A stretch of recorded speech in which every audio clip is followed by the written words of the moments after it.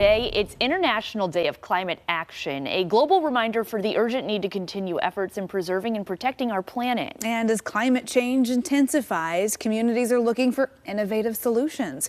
Joining us this morning is Evergreen Action's Executive Director, Lena Moffitt, with more. Good morning. Good morning. Thanks for having me. Yeah, thanks for joining us. So tell us, what is International Day of Climate Action really all about? Yeah, it's a day to raise awareness about the issue of climate change and the importance of taking action. Two things near and dear to our hearts here at Evergreen Action, an organization I lead dedicated to advancing policies to address this issue while also making people's lives better. Yeah, so what specifically are you guys doing to help the economy switch over to cleaner energy and really move this along? Yeah, well, first off, I want to note the extreme weather we've seen recently across the country, whether it's the hurricanes that just ripped apart the southeastern part of the United States and cost more than 200 people their lives, or the record-breaking heat waves that you all have been experiencing in the Pacific Northwest, or the atmospheric rivers that you were just talking about.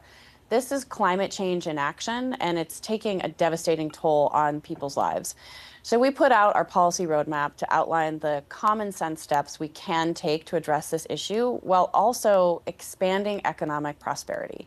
There are win-win policies that we can double down on here, like the Inflation Reduction Act, which is a bill that just passed a couple of years ago. Hopefully your audience has heard about it, which is driving investment into the clean energy and clean technology manufacturing sectors to make sure that we're not just cutting pollution, but that we are growing our middle class, positioning the United States to lead in building the clean energy and clean technologies that the world is increasingly demanding to help us solve the problem of climate change, but also expand our economic prosperity across the country.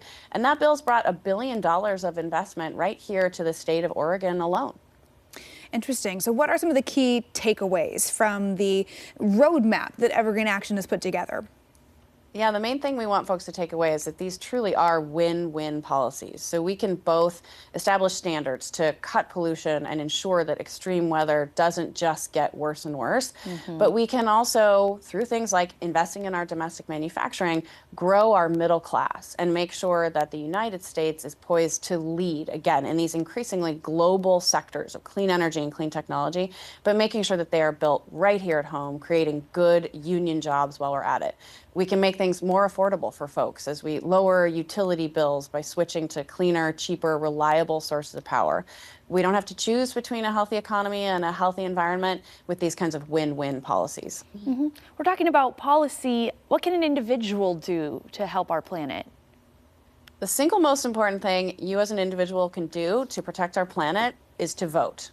We need good policies to solve comprehensive problems like climate change, but we can do it. But who's in office determines what kind of policies we're going to get. So take a listen to the candidates' platforms and check out which ones are promising to invest in our domestic manufacturing and invest in clean energy and construction jobs. And then make sure you've got a plan to get out there and exercise your right to vote on November 5th. It's a critical election, and so much depends on it.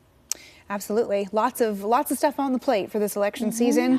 The climate certainly being one of them. Lena Moffitt, thank you for joining us on this International Day of Climate Action. Appreciate your time. Thank you so much for having me. And if you want to learn more, you can go to evergreenaction.com.